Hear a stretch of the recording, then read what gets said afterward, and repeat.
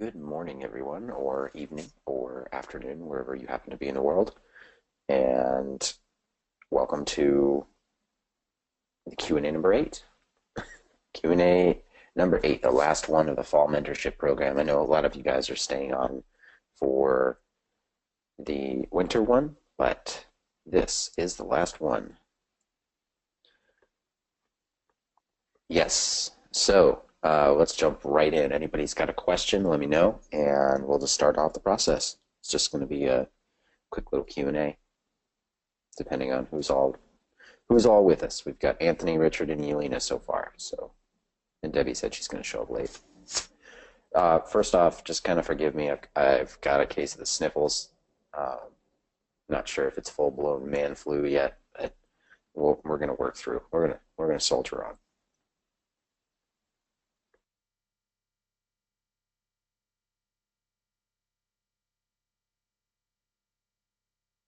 So yeah, go ahead. Anybody's got questions, let me know. How's it going, Anthony? Questions on the content, questions on assignments.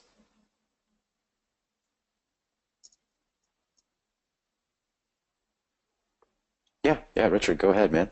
Go ahead and type in your question. If it's one of those ones we'll bring you on live for, then we can do that.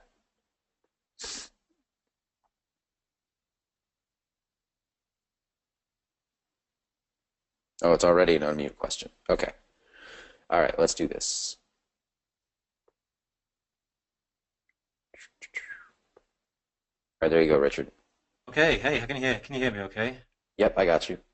Okay, great. First of all, before my question, I was watching you on that link that Edie shared. I've only watched about 20 minutes so far, but I thought you came across really well. If you Thanks. wanted to do that. So, all right, cool. So you remember we've been going through sort of the evolution of my sales letter over the last few weeks. Well, I wondered whether you'd mind. I've just sent a link. Whether you'd mind taking a look at what I've done so far and just sort of obviously not go through every word. It kind of looks like crap. There's no images in there. There's a lot to do. But whether you just think the idea and the flow and the lead's all right. Yeah, let me go ahead, throw that up.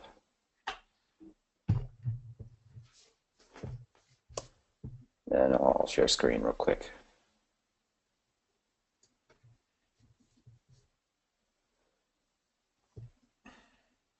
All right.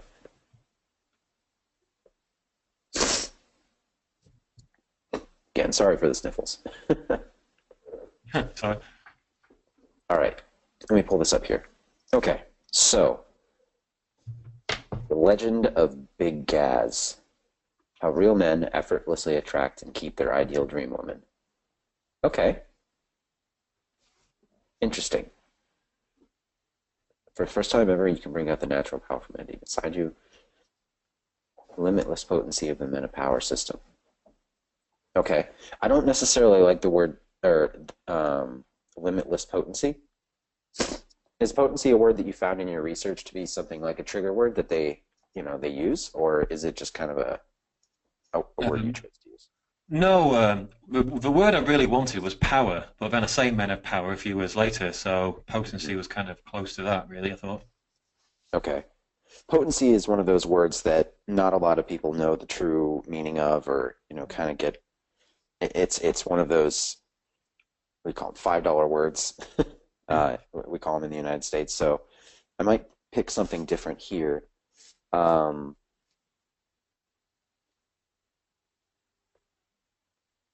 so to me, this headline has good elements, but I don't think they work well together. So I'm curious about the legend of Big Gaz. Um, and then we go into a straight up headline: how real men effortlessly attract and keep their ideal woman. Um, so I think this is the beginning of one headline and then another good headline, rather than a headline that really works well together. Does that make sense? Yeah, okay. So this one, the Legend of Big Gaz. If I if I'm going to be interested in the Legend of Big Gaz, I have to know what that is immediately, rather than you know getting a promise in the headline. if that makes sense. So let's say let's see what is the Legend of Big Gaz? Let me find it real quick. Ba, ba, ba. Yeah, I think that's one of the problems is that you lead with the Legend of Big Gaz, but I don't see it in the first 2 pages.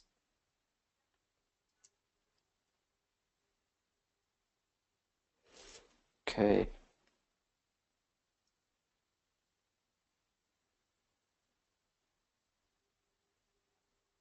Big Gaz. Here we go.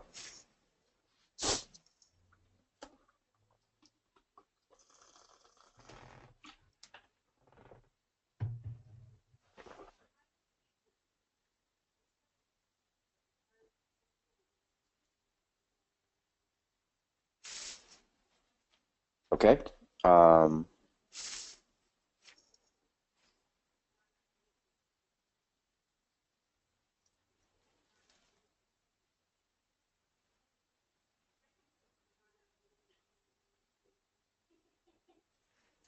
Okay, so the Legend of Big Gaz isn't really a legend at all. It's just, there happened to be a guy who was attracting the right kind of woman without really doing anything. Um, and then it switches to your story. Like, see, there's kind of like a cutoff right there. Yeah, I think it may come back into Big Gaz again. I can't remember. Let me have a look on my own. So, Yeah, that's pretty much it. Yeah. so if this were, like a novel or some sort of creative writing type thing, you could definitely get away with that. But if there's a cutoff of logic in a sales letter, it's just a place to lose people. Okay. So it sounds simplistic, and it's not quite like, you know, it would never pass university if you were to turn it in, because it would just be too simplistic.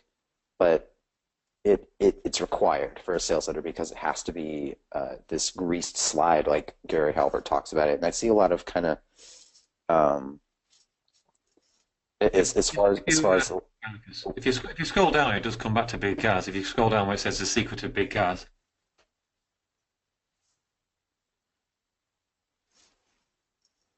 okay, so I have to get through that before Big Gas comes back into it.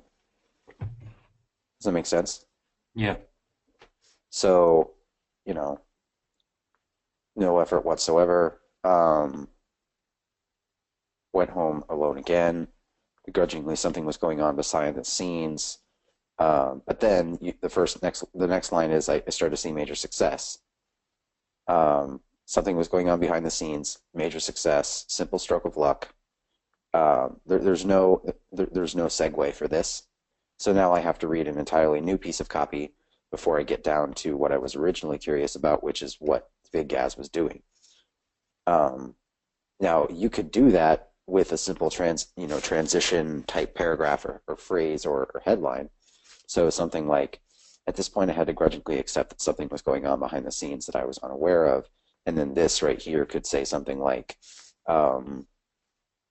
it wasn't until I bucked up and asked him that he showed me the one thing he was doing, ... And then, I suddenly started to see major success. Okay. Yeah. You're implying that by continuing to read that you'll eventually reveal this, but you first want to talk about the result from learning what it was. Okay. I was trying to make an open loop in the story, then kind of go on to the great success, and then come back to the story again. Yeah, yeah. The open loop would be it has to be very blatant, you know. Okay. Yeah. With a cliffhanger, the guy actually has to be hanging off of a cliff. So you see the fact that he's in imminent danger. There's a very, very clear connection. Um, and then there's always a segue, and it always makes sense. So let's say, the cliffhanger, the guy's hanging off the edge of the cliff. He looks down, he looks up, and then it like switches, and you see this flash to black, and it says 2 weeks earlier. And now you know that, okay, shit, they stopped me at a cliffhanger, but now I have to figure out how this happened. Does that make sense? Okay. What if I said something like what you said, which was then Big Gaz gave me the secret, ... whatever. Then in the first sentence I say, I'll give you the specifics of what he said in just a moment, but let's just say I suddenly started to see major success, blah, blah, blah. That can work. That's a pretty standard transition that you see in a lot of sales letters. So depending on your target market, it might be one of those like turn-off points, given that you have a younger market.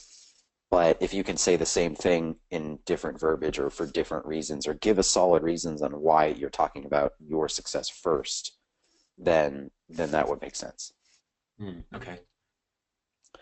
But that's just that one particular thing here.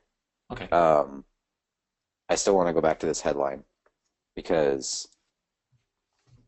I either want to learn about Big Gas, or I want a headline like this. And I think that you need to emphasize real, like bold and underline. Because that's going to prick their pride a little bit. And I would probably take out for the first time ever, unless that's 100% true, because I don't know if it is. There's a lot of courses that are claiming to do similar things. Personal development wise, dating wise, things like that. So I might take out first time ever, unless you can use something in the subhead that shows that there is truly a new mechanism.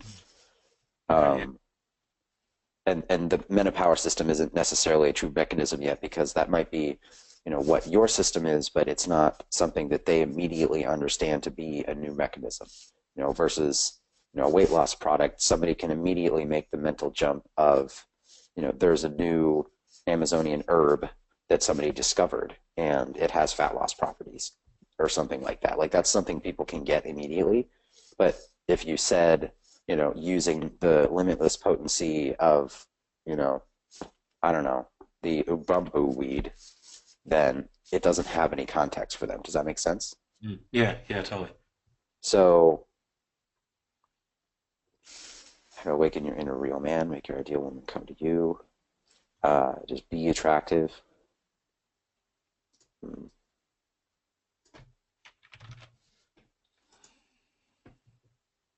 You know what I'd do, honestly? Because I'm giving you specific, feedback from a copywriter standpoint, and my knowledge of the target market is not at the point that it would be, solid to write this letter myself. I would take the first page or two of this and have your target market read it. And if they say anything other than, hey, where's the next page, then you need to go back to, you need to keep working on it. Okay. Does that make sense? Yeah. Because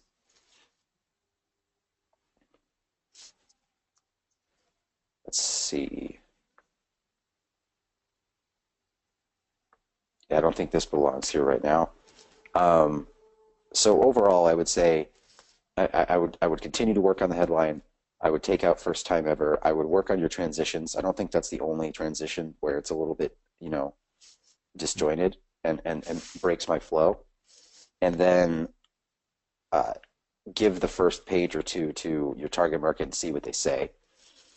And once you've done all that, then I think this would be a good candidate for going through an editing process.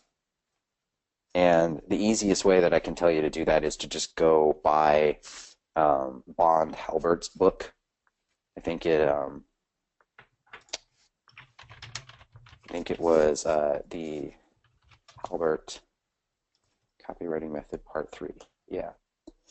So yeah, this book here. Halbert Copywriting Method Part 3. It's basically like an editing checklist from the son of Gary Halbert. Worth every penny. I would do what I said first and then go through this and start to kind of shore up the writing and make sure that you've got the hook solid. Does that make? I think that would be the next step. Okay, great. I've just bought it now. Perfect. All right, cool. Does that answer your questions for now? Yeah, thanks. Very helpful. I just want to check I was on the right track, really. Yeah, I think You're definitely on the right track. I will give you that. I think it just needs polishing now. Because Okay. I think I think you're on the right track with the real men angle, um, especially sorry, morning, especially if you can get if you can get the point across that there are people actively doing what they wish they could do, while they're sitting there, you know, looking at pickup stuff, or not getting the type of women that they want Mm. come up to them.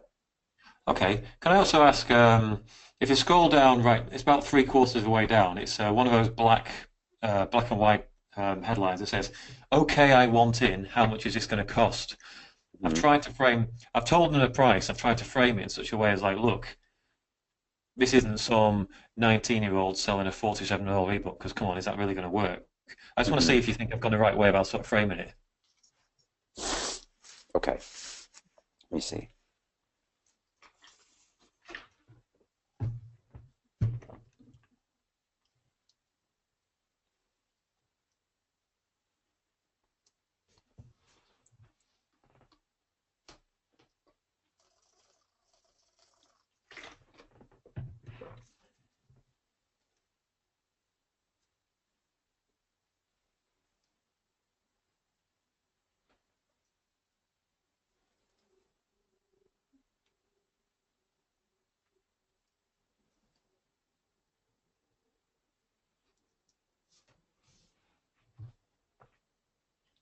Hmm.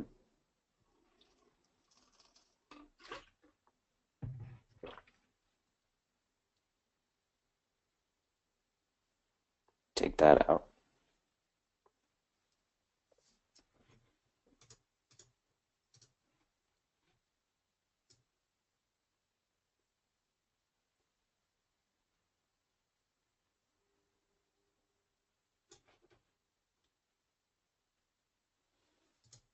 Okay, I would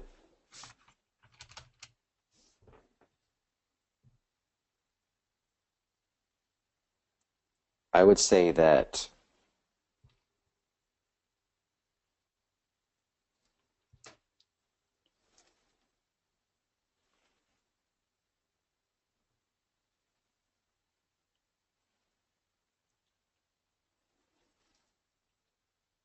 you did a pretty good job of anchoring, um, you know, big names to basically juxtaposing big names against small price points. Mm. Um, I think this is kind of your claim right here. So that's powerful. The people who are obviously going to want to invest in a higher ticket course, or at least put the application in, um, are people who want results and want results quickly. So the fact that you have a 100% success rate is going to be very powerful in that particular buyer's mind.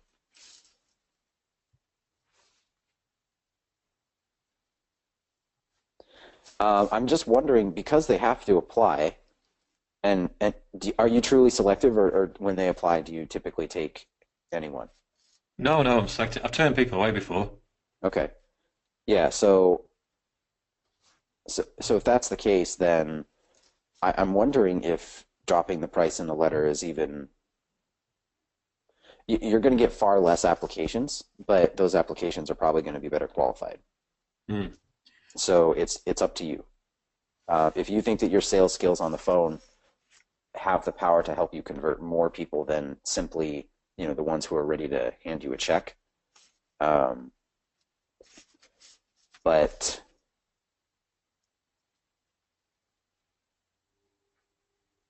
you will get more applications if you don't talk about the price. Now, you can talk about the price in an abstract way, like, hey, this is going to be expensive, um, and then talk about basically the same thing without dropping the actual number. Um, and you also drop that you have an installment plan in the first place. So I would consider not dropping the price at all, but keeping the majority of this. Um, and then giving a justification for reaching out. Say like I'm putting, 15 people into my program that I can work with for the next 8 weeks. And if you're interested in being one of those people, reach out to me now. You know that it's going to be expensive, but it's probably more affordable than you think it is. And that's going to kind of frame their mind to expect a higher price point, but then they've got this anchor at $10,000 per month. But I don't know. I would consider that instead rather than dropping the price. Depends. Okay, yeah, that makes sense. Unless you just don't want to talk to anybody who isn't ready to hand you cash. But then I would just be willing to pay like 2 to 5 times more for an application. If does that make sense? Yeah, I mean, if I got plenty of people applying who are ready to hand over cash, then I don't need to talk to the others. But I'm I just I'm happy to talk to people who've got the money to pay. I just don't want to talk to people who are like, I thought it would be $100. Right. No, I get that, and I think that's why you need to keep the anchoring in here. Um, the $10,000 per month, the anchoring against, people who are good at what they do for, small amounts of money just doesn't make sense. But I'm talking specifically about the price reveal. Yeah, definitely. And Okay, I'll take that out. yep. So, I mean, maybe just run it as is, and if you're not getting any applications, take out the price reveal. Um, Also, I would at the same time consider some sort of heat map technology. Maybe the lowest tier of whatever it is you can afford, like Hotjar or something like that, and installing it on this page so that you can actually see how far people are reading. That's going to give you a lot of information on like um, what is actually going on when people are reading it. Okay. Okay, yeah, good idea. All right, great. Thanks a lot. More than helpful, Lucas. Cool. No worries. Let's see what else other people have asked here. I'm going to go ahead and mute you, Richard, right? Sure. Have a good one. Okay, so Anthony was the next question. He said, trying to build my process essentially for doing research and still kind of scattershot at best, starting to come into focus. But is it just part of the process? The more you do it, the better you get.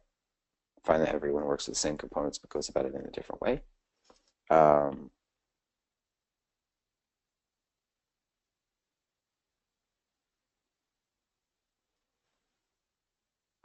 And wondering about how to really transfer the whole demographic and psychographic data into the actual usable copy, or something we keep top of mind, saying, this is who our prospect really is, go into the world, find those who look like these kind of people, where they hang out and use their language. And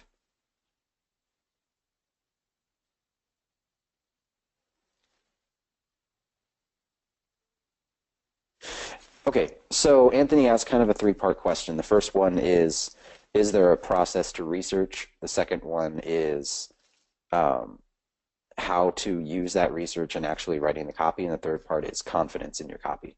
So let's tackle that in the 3 pieces. So the process I use to do market research is the exact order that I taught the Big Four in. So I want to look at the target market, get the demographic and psychographic details on them.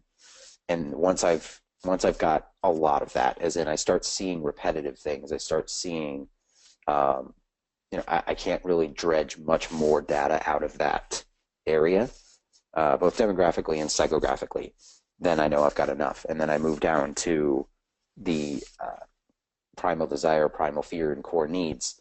And the key with those 3 things is that you have to typically dig pretty hard to find them.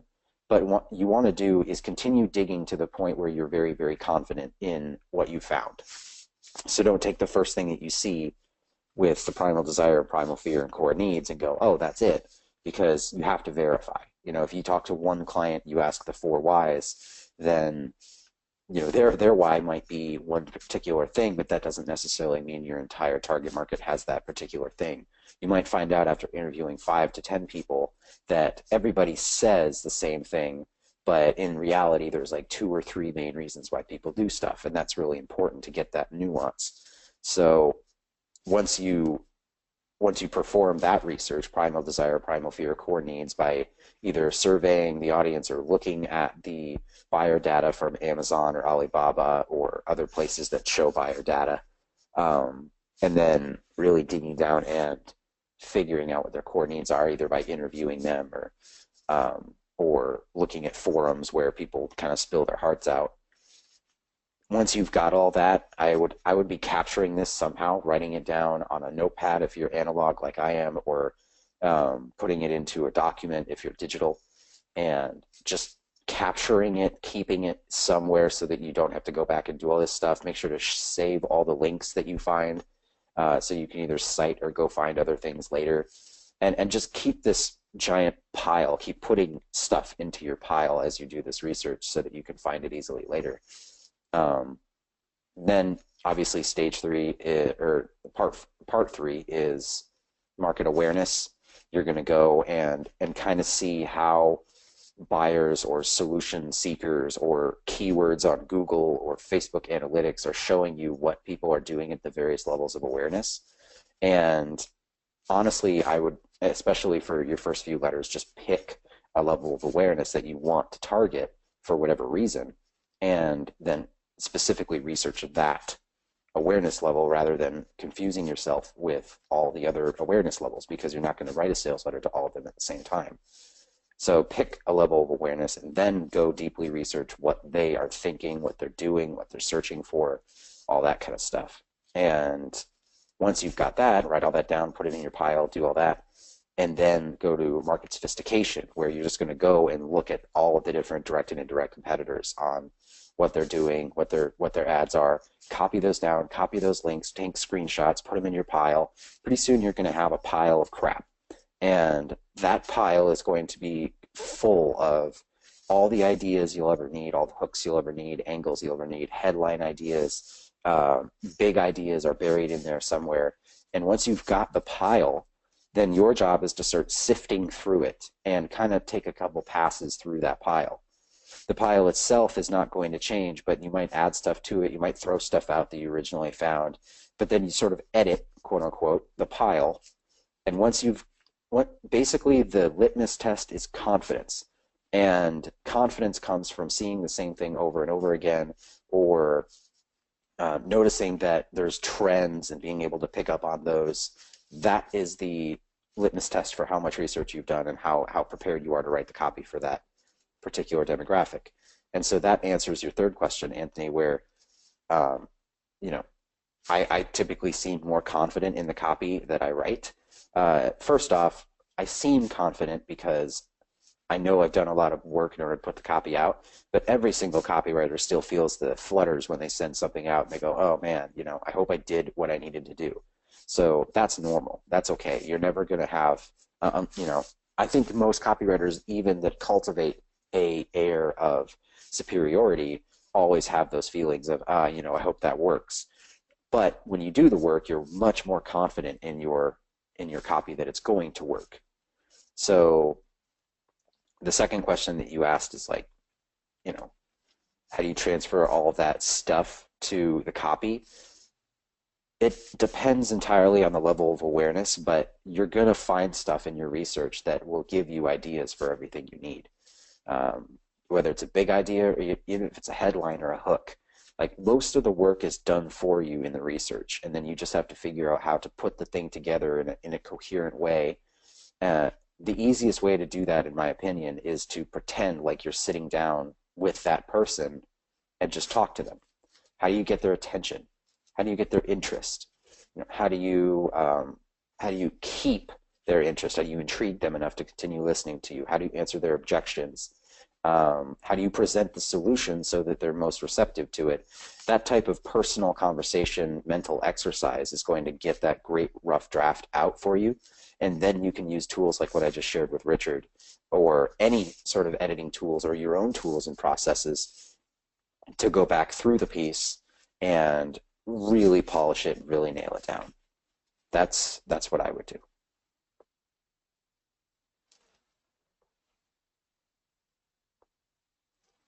No worries. I'm going to go ahead and turn off the screen.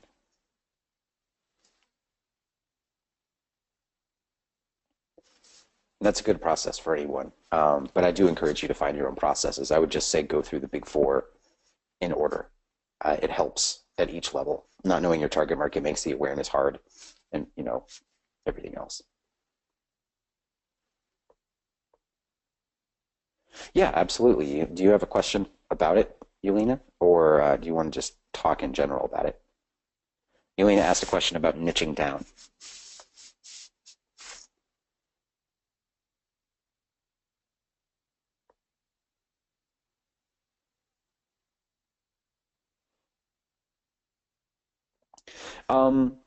Good question. So she's asking, would you say that the personal development market falls on the right spot on the spectrum between being too broad versus too niche? So 12 weeks ago, I probably would have told you that personal development was a good thing to have, and having anything in front of the word copywriter in your bio is a good thing. So if you say a personal development copywriter or copywriter for the personal development industry, that's better than having just copywriter. So with that said, though, personal development is massive. You can lump dating and pickup into personal development. You could lump meditation and chakra balancing and binaural beats and success coaching and lifestyle coaching and Tony Robbins and Bob Proctor and all of those guys, Hay House. So the personal development industry is massive, and it does have sub niches that are very, very strong. I named some of them, but obviously there are others. So if there's a demand for a certain type of personal development copy that you've noticed, for instance, the health and fitness niche is absolutely massive, but you can make a lot of money if you niche yourself down as a supplement writer. You write copy for nutraceuticals or supplements or and even something like alternative remedies. You could have enough work to last a lifetime in those niches. So it's kind of up to you. If you're getting pushback, basically if you're getting questions from prospects that say, hey, I saw you said you're a personal development copywriter. Do you work with this type of offer? The question, do you work with this type of offer, it means that they're not quite at that point of believability when you say you're in that specific niche. Like, no one would ask you, do you write supplement copy, if you say, the supplement copywriter for the health and fitness industry, or if you say, the nutraceutical copywriter. No one's going to come to you and ask, hey, do you write supplement copy? They're going to ask questions like, hey, I saw that you write supplement copy. Do you also help blank, which could be like my alkaline water filter or my hangover cure cream or whatever the hell it is. The things that are kind of off the wall but still related to your thing. Those are the questions you want, not necessarily the hey, I saw your personal development. Do you write for the dating niche? Or, hey, I saw your personal development. Do you write for the meditation niche? Things like that. So that litmus test would be people asking you more clarification questions that are easily answerable in a title rather than, those random, water purifier type questions. Does that make sense?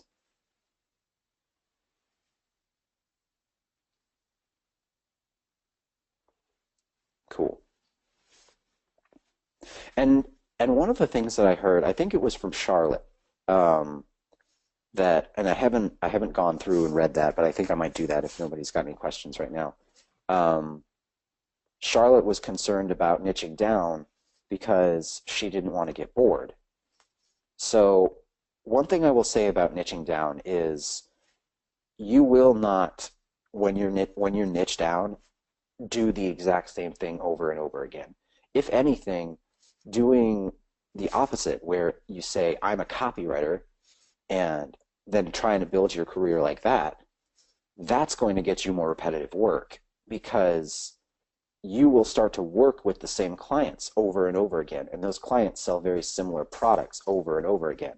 So as a general copywriter, you cling to every client that you get, because you don't know when the next one's going to be there, and if you do a good job, then they want to continue hiring you. And so that loop kind of makes it harder to do different things. At least in my personal experience, I was successful in a couple different niches, but one of the niches was personal development, specifically for like ClickBank style products.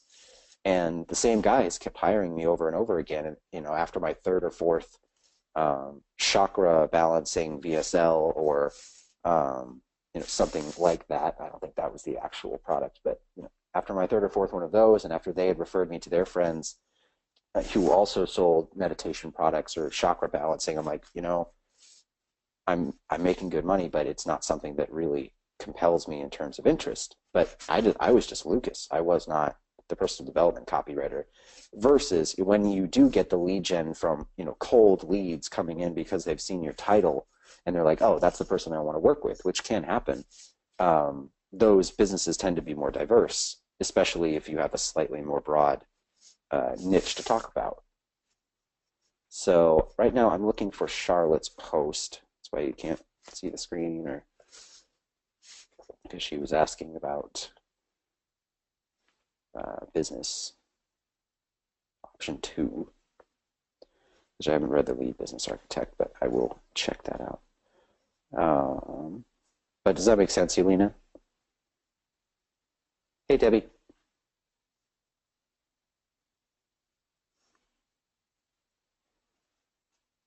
Cool. All right. So we've got the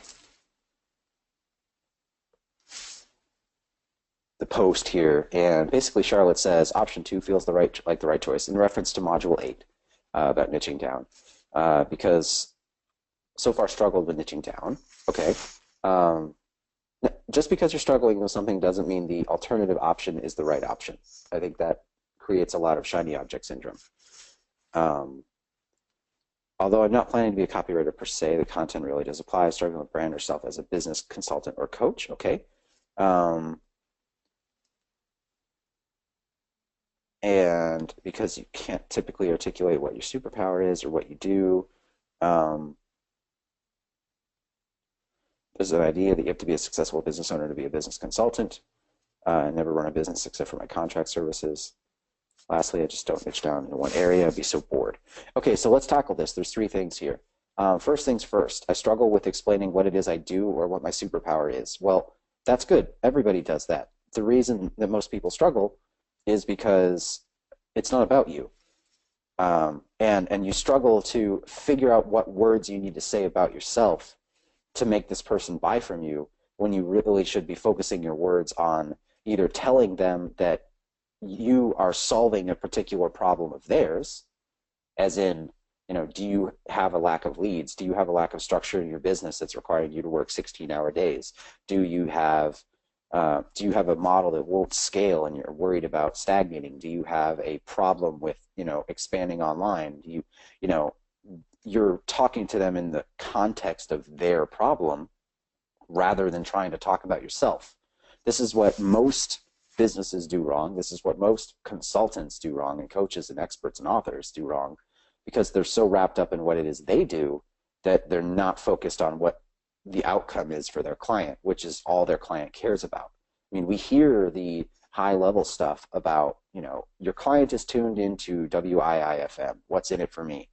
And that is true, but people don't understand how true it is. Like, your qualifications, your all that stuff, your abilities, your testimonials, all that crap does not come into play until you have their interest, attention, and intrigue. And you can't get that without talking about their problems. So I would stop trying to explain what you do, or figure out what your superpower is and start focusing on specific problems that you can help business owners solve, and then talking about those. Those problems need to be highly relevant for those business owners, and they need to be valuable enough problems that if solved, they would pay you a significant amount of money, because no business coach or consultant needs to be charging under $5,000 for what they do. If you are, then you're not a business coach or consultant. You are a agency with one person in it who is probably not the best person qualified to perform that service. Either you're high ticket or you're running a very, very small agency without any scale or efficiency. I'm going to quote myself on that for a piece that I'm writing because I thought that was a good one. So that's the first question. The second question is, there's an idea that you have to be a successful business owner to be a business consultant. Some people will say that. Some people will say you have to have, there's always going to be people in every single industry that say you don't have enough experience, you're not qualified, you're not certified, you're not blah, blah, blah. You didn't run a successful business, you didn't run 10 successful businesses, you didn't have an 8-figure exit or a 9-figure exit or anything like that. Just delete every single thing you've ever heard about that and realize that the only thing that matters to a business owner is whether or not the person in front of them can help them solve an extremely painful problem that they're currently experiencing. That's it. That's all that matters. You're not trying to impress other business owners or business coaches. There's a lot of copywriters right now who are fucking pissed at me. Like, they do not, a lot of them don't even like to respond to my private messages because I'm approaching this industry in a specific way, not in an antagonistic way, but in a way that kind of, steps on their little sacred cows, or, they have issues with some of the ways that I do things. I've even seen previous mentors say that there are certain copywriters out there who are, training copywriters who haven't been doing it long enough, or, don't have enough experience, or don't have all this kind of stuff. And yet here I sit with 30 plus people who absolutely love what I'm doing and have gotten an amazing amount of value and results from it. So don't listen to the people who say that you need blankety blank blank to be successful, and just realize that it's 100% about what you can do to help a person solve a very painful problem. If you're capable of doing that, then that's all you need. And obviously you can get better at your job and help them get better results over time, but the goal would be to help them with a problem, not to impress business owner friends or consultant friends. So the last part is, I don't want to niche down into one area, and I just chatted about that a little bit, but you wouldn't be doing the same thing over and over. If anything, you would make it easier to be more diverse. Because right now, I'm guessing you do the same thing over and over, or you do very similar things, either working with the same clients or working with the same types of problems because those clients refer you to other clients, versus having a steady flow of new jobs that come in because they're interested in working with you based on your positioning. That's what I'm guessing is going on here, but you can correct me if I'm wrong in a private message, because you're not here to defend yourself.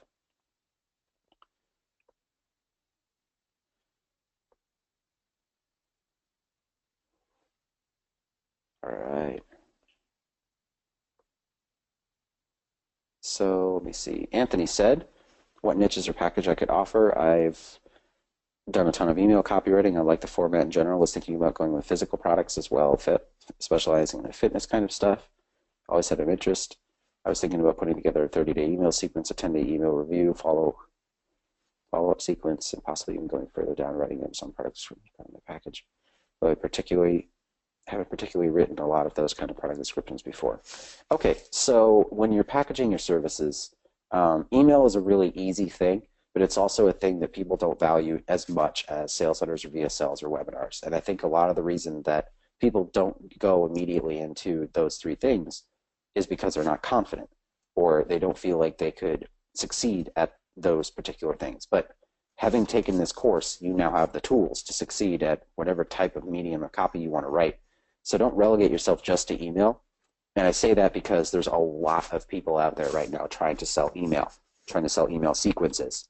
And unless you're talking with the perfect people who understand that an email is worth a lot of money by itself, and then a sequence of emails properly constructed is worth even more, then you're going to have a tough time charging, what you want for email. I've noticed that with some of the students that I'm working with right now, who are having a little bit of trouble getting people on the email thing.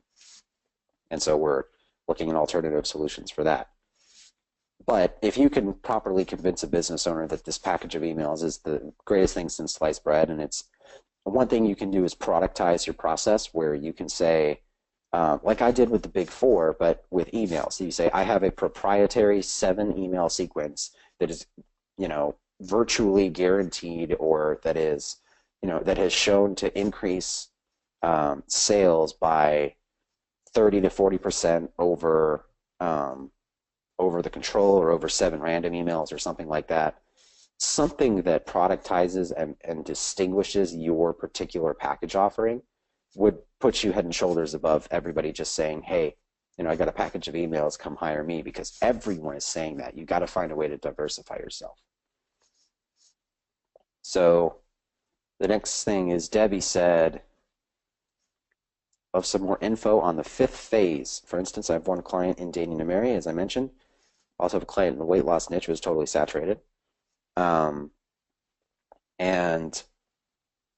would love to know how to help create the identity of the audience for my client. Okay, so I talked about this a little bit in the live video I spoke with Joss and Edie about, or with yesterday. But the 5th stage of sophistication is a very difficult prospect to bring your clients into.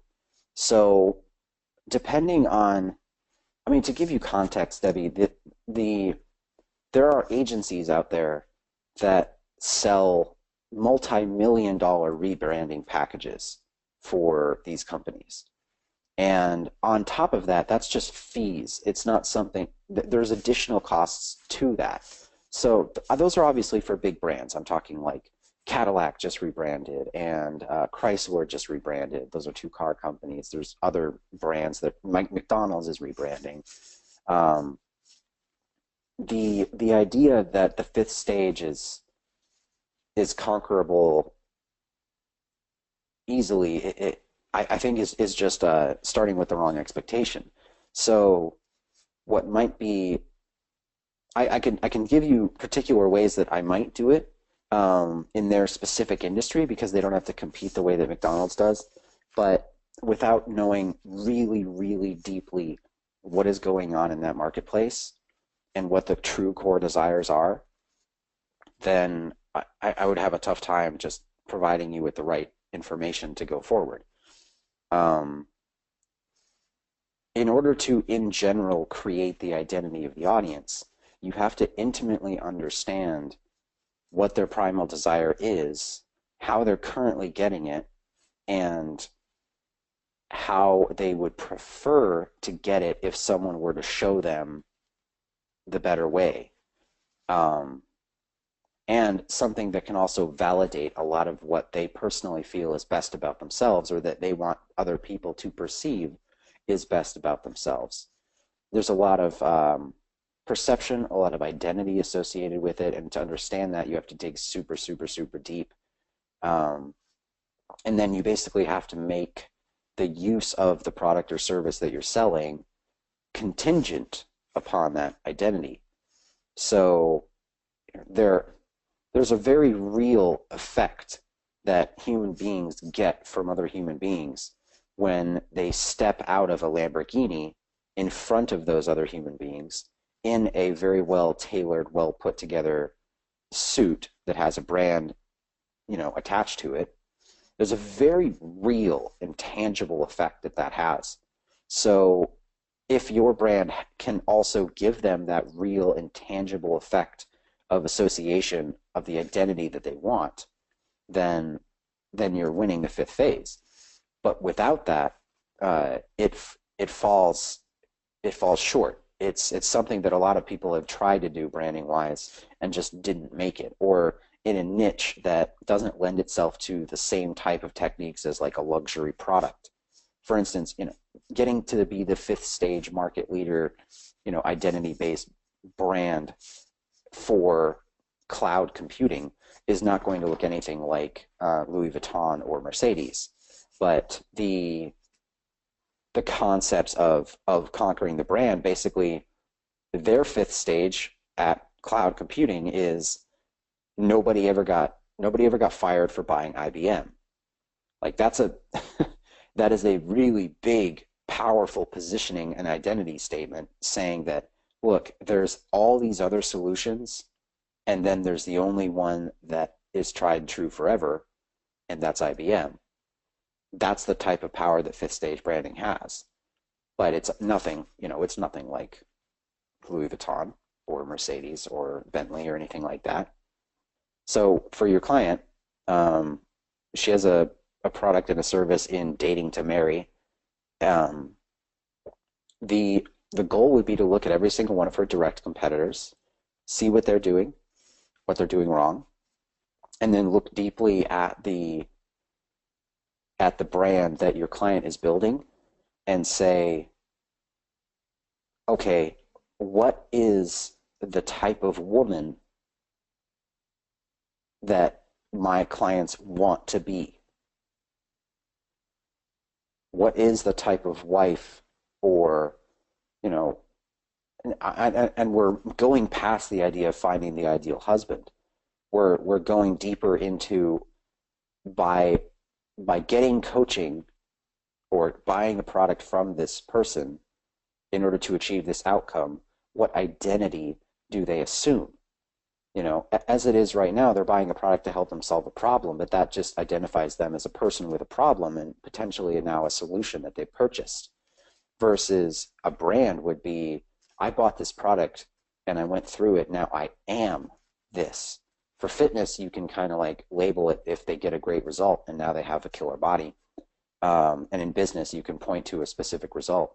But, with the other brand, it's got to be like, you got to find their core desire. If it's deep, like, I'm pushing 40 and I haven't found a husband yet, and I want to start a family, and I'm getting super worried, and I'm not really sure if I'm just gonna live my life as the crazy cat lady or something. I don't know what it is, but if their primal fear and primal desires are rooted in that kind of like urgency, that primal urgency of that a woman would have to be a mother or a wife,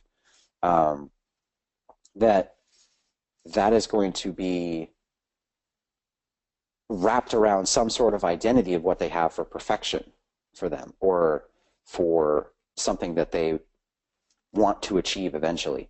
And if that is applicable in some way, then you can help your client kind of wrap her brand around that and then help people get that identity by buying her products. Frank Kern does this in internet marketing, where people who buy his products think that they're getting an inside look. People who buy and work with Frank Kern are like known to be like the top of their game, or the people who are inside, or the people in the know, and all that kind of stuff. Like that's what they want. That's their identity. People who buy Bentleys are obviously people who want to show off the fact that they have obscene wealth and let everybody know that they have it. Those are the types of identities that you want to be constructing for your clients if you're going to stage 5. But it would be infinitely easier to find a new mechanism and then start the stage 3 and 4 cycle over again with a better mechanism than everybody else's products, because then you still blow up your competition, but you're not really investing in that identity stuff.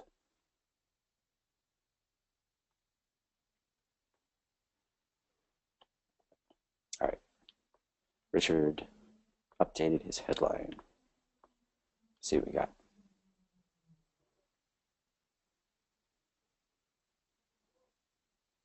Okay. And you guys can see the screen, so it's on. We're good. How real men effortlessly attract and keep their ideal dream woman. Exposed. Furious former nice guy reveals. Yes. Okay, that's better. That's a lot better.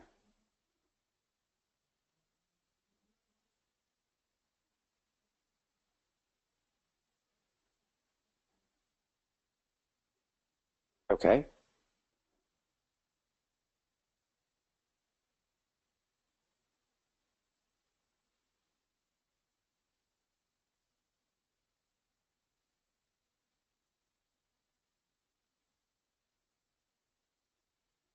Hmm.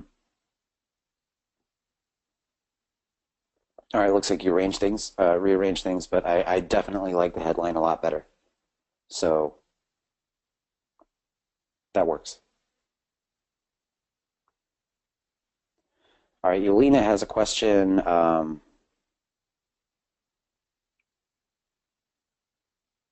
Bouncing off that, would it make sense to target the actual client versus the niche? Instead of Yelena, copywriter for personal development market, it would be Yelena, copywriter for business consultants and coaches. Um, it depends. Yelena, when we're talking about niching down, um, it depends if that market is big enough to warrant specific types of lead gen. In this case, business consultants and coaches are. Um, obviously not like and whether the market is receptive to being referred to as a specific client versus like a business. So, if I wanted to find CEOs of manufacturing companies, most of them don't identify as like well, certainly not a coach or a consultant, but maybe not even they'll identify as a CEO or they'll identify as an entrepreneur or something like that. But it's not, you can't say copywriter for entrepreneurs because that's everyone. In this case, if you wanted to work with a specific type of clientele, that would be niched out enough. That'd be very, very niche, and it might be too narrow depending on the type of clientele.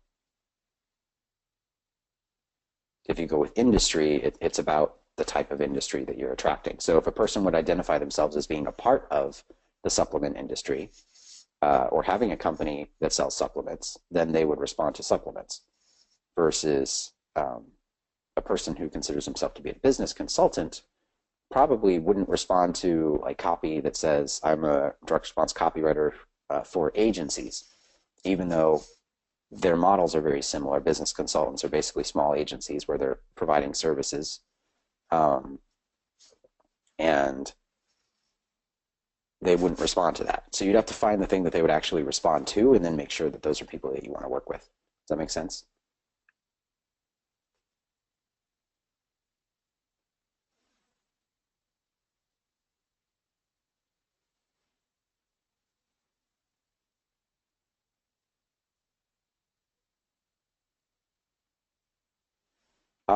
Debbie, so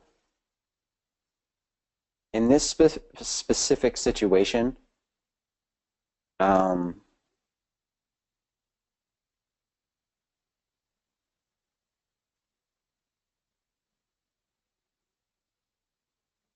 you want to immediately and forever get out of hourly work. Um,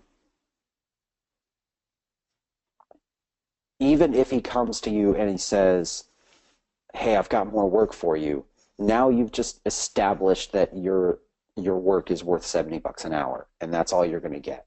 And with this guy, even if he used to work with Todd Brown or continues to work with Todd Brown for that company, it's not the type of work that you want to attract. But by continuing to take those jobs, you continue to take up your time and energy by doing those jobs at that level and continuing to mentally confirm to yourself that that is who you are. And that means that the next time a client comes along that should be charged $5,000 for a sales letter, you think, oh, it's only going to take me 8 hours, so that is a $520 job. That's not the mentality or the idea that you want to have. You are thinking in value. And Damien is treating you as if you do not have intrinsic project value.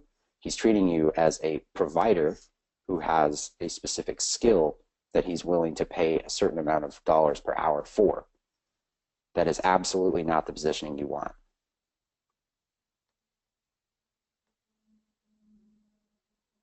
Yeah, if you're coming up with a nice way to decline just to preserve the relationship and all that kind of stuff, you can say the truth. You can say, "Hey, Damien, I appreciate the offer. I'm moving away from per hour pricing because I don't feel it served me or the client very well. And I'm also moving away from smaller projects.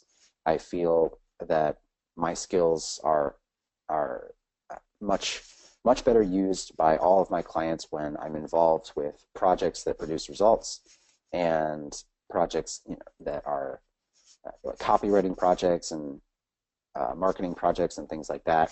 So I appreciate your interest and thank you for reaching out, but it's not something that I can continue to fulfill. Here is a option that I would trust if you wanted to go work with them. That's the easiest way to climb, but I would not, like, don't take that stuff. It's not worth it. I mean, in the past few weeks, there's been one particular client who's come back to me and wants super short jobs that I've just quoted a price, and it's a package price. It has nothing to do with hourly rate or how long it's going to take me to write it. And if there's any pushback at all to that price, I just won't do the project. It's one of those things. So if Damien goes, okay, $375 is good, you say, cool, and it takes you 15 minutes, and now you got $375. But don't do hourly. Just don't.